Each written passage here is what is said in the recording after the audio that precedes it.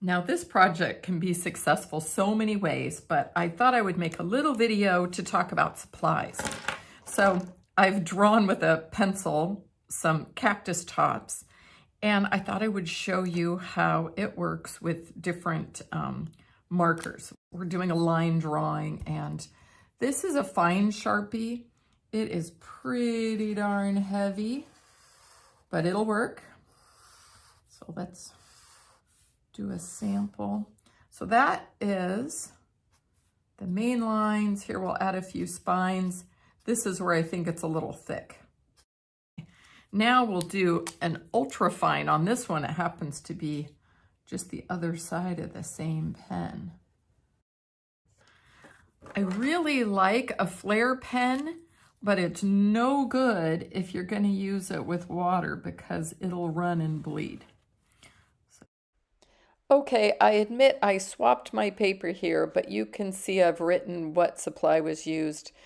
The flare pen is now on the bottom left, and I'm doing a ballpoint pen. And now let's look at our color options. So I have colored pencils. Gotta love my colored pencils. And we'll use those with our ballpoint pen.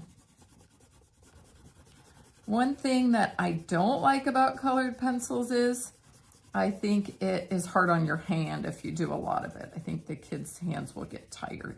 And I like it because you can layer it. Like any of these methods, I recommend layering. But notice I'm gonna add in a little bit of yellow for interest. Okay, another option are markers. I have these tiny little pipsqueaks, but you could use normal markers, of course, and they will work too. So here we'll do a marker.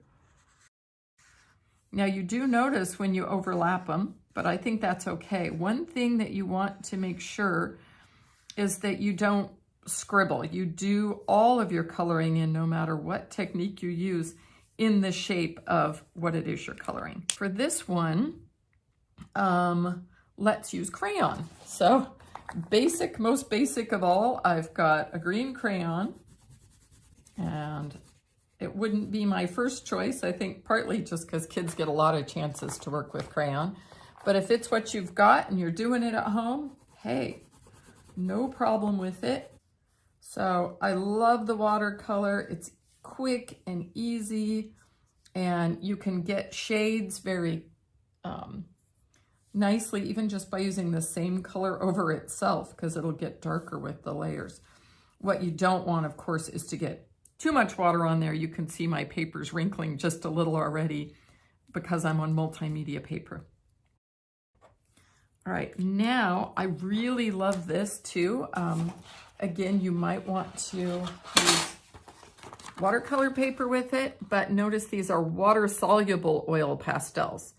Now, when you first put it on, you're like, thumbs down, I'm not really loving this. It's not even as nice as a crayon, but it's kind of magical, and that's partly why I love it. So that gives you a few ideas to look at. One thing I also learned is that when you try to do a background, it gets to be an awful lot, and a watercolor background might be the easiest. Well, here is something I'm learning as I go, and that is that using marker, they run out really easy, and my hand is getting very tired trying to do the entire sheet of paper. And it looks a little bare when I don't. So you may want to try hard to use watercolor because it'll just make this part easier. Or maybe you only do the table and not the entire like sky that I'm doing. Maybe I'll do the bottom in crayon just to see how that goes in terms of making my hand tired.